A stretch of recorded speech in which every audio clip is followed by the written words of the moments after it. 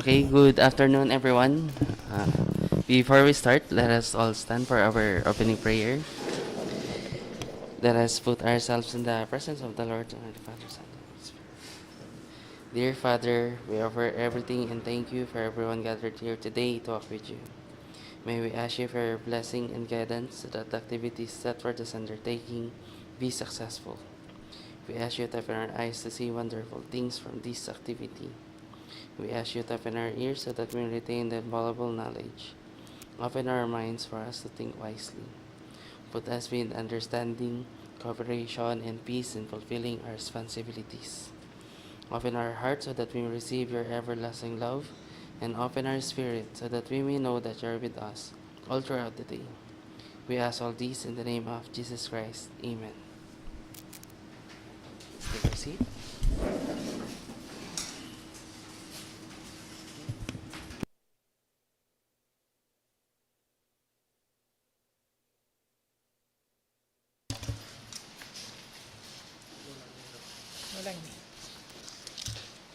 Good afternoon, everyone. I would like to acknowledge the presence of our attendees. Please raise your right hand if your name was called. For our BAC members, Mr. Nuni Domingo Quinto, BAC Chairperson, Engineer Michelle Sanchez, BAC Vice Chairperson, Engineer Jerry Tandok, Regular Member, Engineer John Liwanag, and user for infrastructure projects. For our BAC PWG members, Engineer Jefferson Domagas, Engineer Ricardo Kelben Balderas, Engineer Ranti Calaonan, Engineer Sir Alan Abolencia, and for BAC Secretariat members headed by yours truly, Consuelo Cruz, Engineer John Brian Ganancial, Mr. Abelardo Barbiran, and Ms. Joray Vergara. That's all, sir.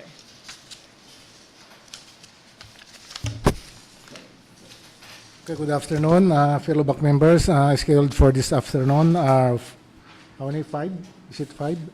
Yes, sir. 5 the Republish school building projects. 4 is Republish school building project, and 1 rehabilitation of road. But before we will proceed with our scheduled pre-bid conference, may I ask first the Secretariat if we have a quorum for this pre-bid conference? The BAC regular members and the provisionary members are present, so we have a quorum, sir. Okay, thank you for that information. Since we have a quorum, we will proceed as scheduled. This meeting is called to order. Okay, Secretariat, please. Okay. Private conference for contract ID numbers 24AJ0123, 25AJ0155, Republish, 25AJ0156, Republish, 25AJ0157, Republish, and 25AJ0158, Republish. The purpose of this private conference is to discuss, clarify, and explain, among other things, the eligibility requirements and the technical and financial components of the procurement project, including questions and clarifications raised by the prospective bidders before and during the private conference. Guidelines held at least 12 calendar days before the deadline for the submission and receipt of bids, but not earlier than 7 calendar days from the PhilJEP's posting of the invitation to bid or bidding documents. For procurement projects to be bid through competitive selection such as competitive bidding, competitive dialogue, limited source bidding, and unsolicited offer with bid matching with an ABC of 3 million pesos or more, the BAC shall conduct at least 1 private conference to clarify and explain any of the requirements, terms, conditions, and specifications stipulated in the bidding documents. For procurement projects with an ABC of less than 3 million, private conference may be conducted at the discretion of the BAC. For the contract data, for our first project with contract ID number 24AJ0123 with contract name Rehabilitation of Road, Barangay Talibaew, Calasiao, Pangasinan. Implementing Office, Pangasinan 4th DEO under GAA 2024 with ABC equal to 2,942,390 pesos and 62 centavos. Scope of works: 1. Completion of box culvert, triple barrel.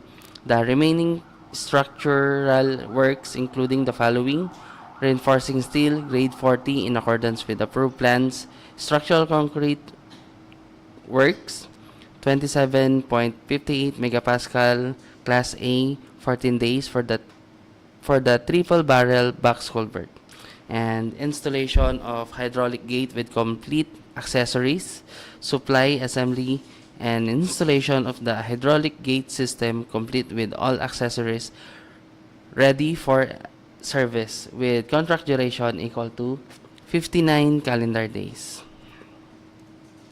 For our second project with contract ID number 25AJ0155 Republish with contract name construction of classrooms, Malacañang, NHS, San Carlos City, Pangasinan, under BEFF 2025 with ABC equal to 10,144,770 pesos and 4 centavos. Scope of works: construction of one-story, 3-classroom school building with permits and clearance costs, 9.5 meters by 32 meters with total floor area of 304 square meter with 0.5 meters embankment, with common toilet for girls and boys or PWD toilet, concrete pathways or concrete seating with removal of existing dilapidated building 8 meters by 18 meters with contract duration equal to 95 calendar days. For our third project with contract ID number 25AJ0156 Republish with contract name construction of classrooms, Agdao IS, San Carlos City, Pangasinan, under BEFF 2025 with ABC equal to 6,103,511 pesos and 10 centavos. Scope of works: construction of one-story, 2-classroom school building with permits and clearance costs 9 meters by 18 meters with total floor area of 171 square meter with 0.6 meter elevated with removal of dilapidated existing building 8 meters by 25 meters with tiles inside the classroom with contract duration equal to 85 calendar days.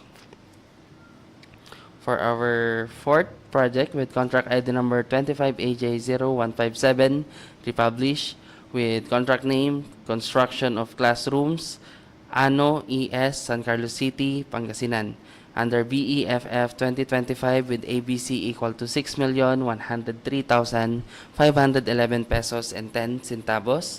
Scope of works: construction of one-story, 2-classroom school building with permits and clearance costs 9 meters by 18 meters with total floor area of 171 square meter or with 0.6 meters elevated with removal of dilapidated existing concrete garbage cubicle 8 meters by 4 meters with tiles inside the classroom with contract duration equal to 85 calendar days.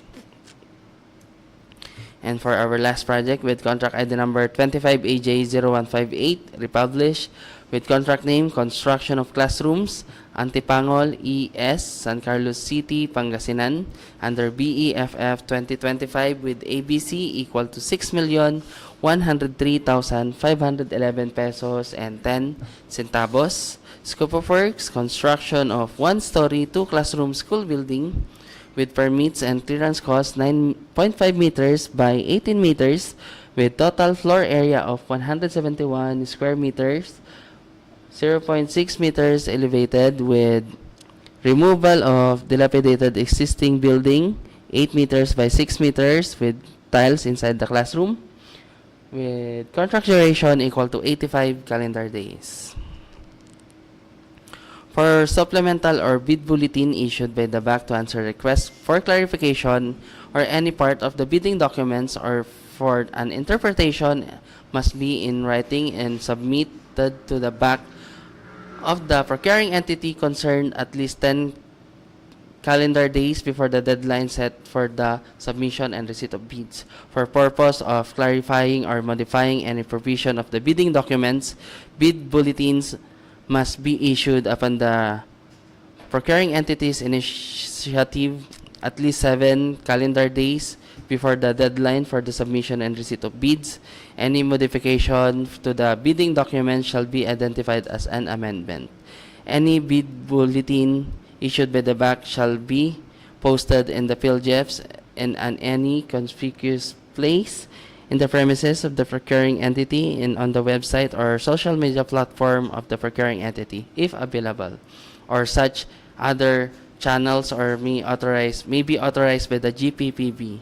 It shall be the responsibility of all those who have properly secured the bidding documents to inquire and secure bid bulletins that may be issued by the BAC.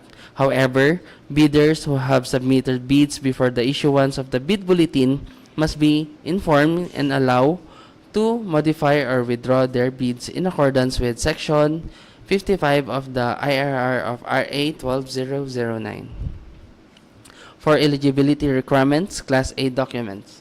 Legal documents for purposes of determining the eligibility of bidders using the criteria stated in Section 52.4 of the IRR of RA 12009, the prospective bidder shall submit its valid and updated PhilJeff certificate of registration, platinum membership, pursuant to the requirements provided in Section 20 of the IRR of RA 12009.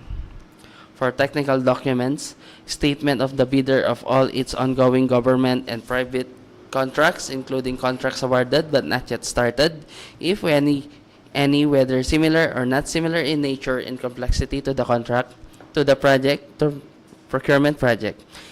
Statement of the bidder's SLCC or single largest completed contract, similar to the contract procurement project, except under conditions provided for in Section 52.4.1.3 and 52.4.2.4 of the IRR of RA 12009 within the relevant period as provided in the bidding documents. The bidder must have completed an SLCC that is similar to the procurement project to be bid and whose value adjusted to current prices using the PSA consumer price indices must be at least 50% of the ABC to be bid. That contractor under a small a and small b categories without similar experience on the procurement projects to be bid may be allowed to bid if the cost of such contract is not more than the allowable range of contract costs of their registration based on the guidelines as prescribed by the PCAB. The SLCC shall be supported by an owner's certificate of final acceptance issued by the project owner other than the contractor or a final rating of at least satisfactory in the CPAS or a similar performance and monitoring system. In the case of contracts with the private sector, an equivalent document shall be submitted. For infrastructure projects, joint venture JV bidders shall submit a joint venture agreement in accordance with RA number 4566 or the contractor's license law and its IRR. Each partner of the joint venture shall submit their respective PhilJeff certificate and registration in accordance with Section 20.2.9.1 of the IRR of RA 12009. The submission of technical and financial eligibility documents by any of the joint venture partners constitutes compliance, provided that the partner responsible to submit the NFCC shall likewise submit the statement of all of its ongoing contracts. For financial documents, audited financial statement, stamp received by the buyer or its duly accredited and authorized institution for manual submission. The prospective bidders' computation of net financial contracting capacity, NFCC. The computation of the bidder's NFCC must be at least equal to the ABC to be bid. Submission and receipt of bids. The contents of first bid envelope must have the following: PhilJEP Certificate of Registration Platinum Membership in accordance with Section 20 of the IRR or RA 12009. General Information Sheet, GIS, reflecting beneficial ownership information and sworn affidavit of eligibility and beneficial ownership. PCAB license and registration in case of joint venture. Statement of all ongoing government and private contracts. Statement of SLCC, NFCC computation, GVA if applicable.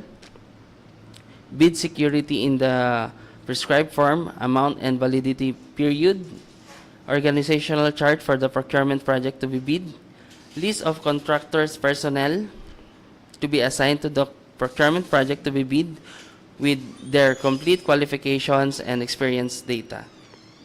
List of contractors' major equipment units which are owned, leased, or under purchase agreements supported by proof of ownership or certification of availability of equipment from the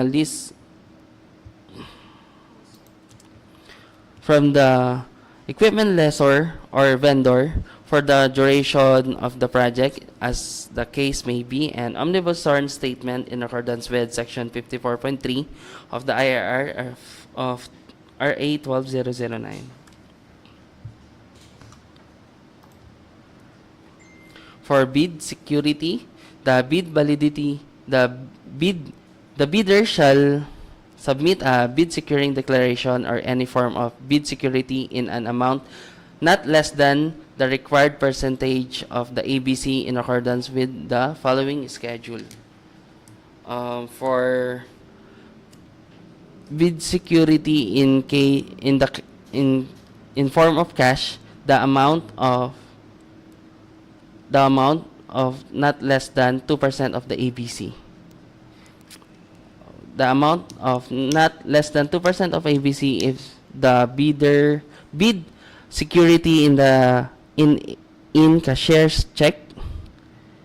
The amount of not less than 2% of ABC if the bid security is in manager's check. The amount of not less than 5% of ABC if the bid security is in bank draft and in guarantee.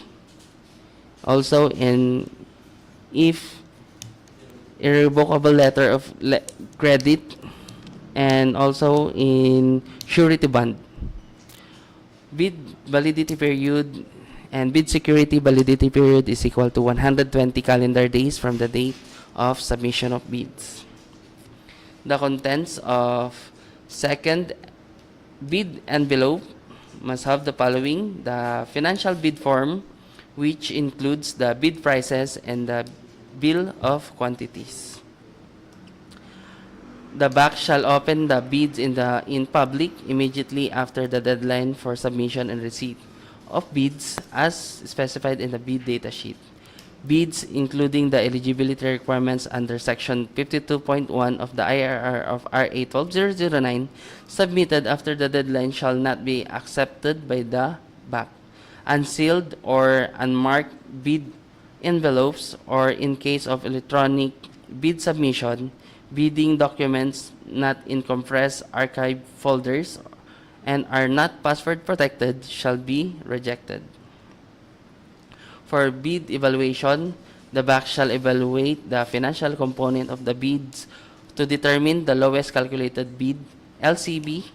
The ABC shall be the upper limit or ceiling for acceptable bid prices. If bid price as evaluated and calculated in accordance with the IRR of RA 12009 is higher than the ABC, the bidder submitted the same shall be automatically disqualified. There shall no lower limit or floor on the amount of the award. The following factors are to be considered in the evaluation of bid prices are the following. For post-qualification, the bidder with the LCB, MAB, or the MEAB in the case of infrastructure projects shall undergo post-qualification to determine whether the bidder concerned complies with and is responsive to all the requirements and conditions as specified in the bidding documents. Within 5 calendar days from receipt by the bidder of the notice from the back that the bidder has the LCB, the bidder shall submit all the eligibility documents supported its PhilJEP's certificate of registration, platinum membership, its latest income and business tax returns filed by the preceding quarter, which should not be earlier than 2 quarters from the date of the submission and receipt of bids and other appropriate licenses and permits required by the law and stated in the bidding documents. Failure to submit any of the post-qualification requirements on time or a finding against the veracity thereof shall disqualify the bidder for award, provided that in the event that a finding against the veracity of any of the documents submitted is made, it shall cost the forfeiture of the bid security in accordance with Article 21 of the Act and the IRR of RA 12009. During post-qualification, the BAC shall verify and validate the veracity, authenticity, and validity of all eligibility documents supported in the PhilJEP's certificate and registration, platinum membership, and all the other statements made and documents submitted by the bidders with the LCB using non-discretionary criteria as stated in the bidding documents. These criteria shall considered but not be limited to the following. For legal requirements, to verify, validate, and ascertain licenses, certificate, permits, and agreements submitted by the bidder, and the fact that it is not included in the blacklist as provided in Section 54 of the IRR of RA 12009. For this purpose, the GPPB shall maintain a portal which contain the consolidated file of all blacklisted suppliers, contractors, or consultants. For technical requirements, to verify and validate the bidder's stated compliance with the requirements specified in the bidding documents. And for financial requirements, to verify and validate the bid price proposal of the bidders, and whenever applicable, the required committed line of credit in the amount specified in over the period stipulated in the bidding documents, and or the bidder's NFC to ensure that the bidder can sustain the operating cash flow of the transaction. For contract award, the BAC shall recommend to the HOPE the award of contract to the bidders with the lowest calculated responsive bid as the case may be, MARB or MARB as the case may be after the post-qualification process has been completed. The successful bidder shall be notified through the issuance of notice of award within the bid validity period and must be confirmed by successful bidder in writing within 10 days upon receipt thereof in accordance with Section 66 of the IRR of RA 12009. Common reasons for rejection of bids and eligibility and post-disqualification of bidders. Failure to submit original copy of the surety bond certified by the Insurance Commission indicating the name of project, the procuring entity in the name of contractor. Shorter bid validity and bid security validity period. Failure to indicate the validity of bid in the bid form. Late submission of bid. Negative slippage of at least 15% in any one project or a negative slippage of at least 10% in each of 2 or more contracts. Non-disclosure of all ongoing government and private contracts. Failure of the contractor to commence repair works on ongoing contracts within 7 calendar days and to complete them within 30 calendar days after receipt of the procuring entity's notice of defects and deficiencies. Failure of the contractor to commence repair works on contracts with pending certificate of acceptance within 30 calendar days and to complete them within 90 days after receipt of the procuring entity's notice of defects and failures. Substandard quality of work as per contract plans and specifications or unsatisfactory performance of the contract's obligations as per contract terms and conditions at the time of inspection. Common errors in the submission of bids, incomplete pages of bid documents, the technical and financial, authority of the signatory to sign on behalf of the bidder. For single proprietors, signatory should be the owner or proprietor only. For corporation or cooperative, board secretary certificate and board resolution. For joint venture resolution or agreement, and for partnership as indicated in the articles of partnership. Reminders for these 5 infrastructure projects, the deadline for submission of bids will be on December 22, 2025 at 9:30 a.m. Deadline for submission of clarification, 10 days before submission of bids. Number of copies of bid proposal, 1 original copy only in the place of submission of bids. DPWH Pangasinan 4th District Engineering Office, Zone 2, Talibaew, Santa Barbara, Pangasinan. That's all, sir. Thank you.